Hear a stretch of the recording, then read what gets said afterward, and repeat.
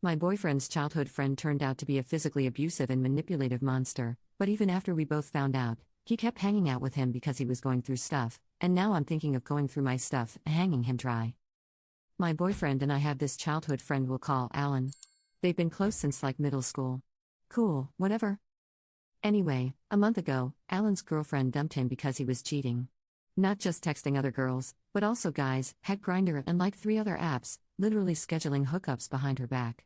Super grimy stuff. When she found out and ended things, rightfully, he apparently lost it. He begged her to take him back, and when she wouldn't, he snapped. From what I heard, he grabbed her by the throat and pinned her down. Then later, he keyed her car and slashed her tires. Yeah. Real unhinged behavior. I didn't know the full story until yesterday one of my girlfriends filled me in. I had seen my boyfriend hanging out with Alan a few times recently, but I thought it was just like casual, checking in on him stuff. Once I found out what really happened, I was livid. I called my boyfriend and told him straight up, what Alan did is seriously messed up, and I don't get why you're still hanging out with him. He kinda tried to defend it, saying Alan's going through stuff and that he's known him forever, so it's hard to cut him off. He even said he warned Alan that if he ever touches another girl again, he'd beat him up. I told him I just assumed he'd drop anyone who did something that disgusting. Like, that should be a no-brainer, right? He went all quiet, told me good night, and hung up. He didn't text me at all the next day. Not a single hey or good morning. Nothing.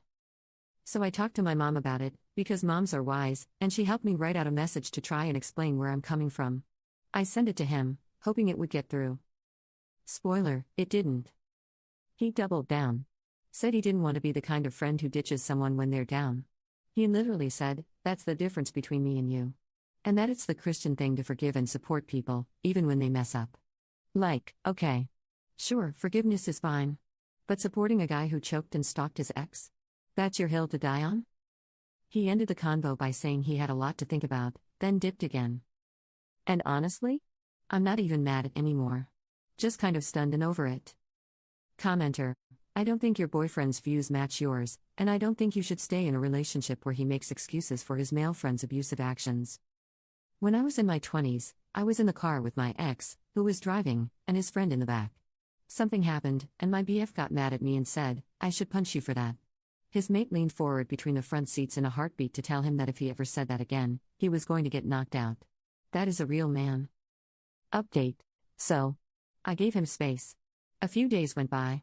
No calls, no texts, no I've been thinking message like I halfway expected. Just silence. And I don't know what I thought would happen. That he'd come to his senses? Realize this isn't just about being a loyal friend, but about basic decency? Respecting boundaries? Apparently not. I finally reached out again, mostly because I couldn't stand the limbo anymore. I told him, I'm not asking you to be heartless. I'm asking you to draw a line. Abuse isn't a mistake you just wave off. And if you're choosing to stand by someone who did that, it makes me question your values. His response?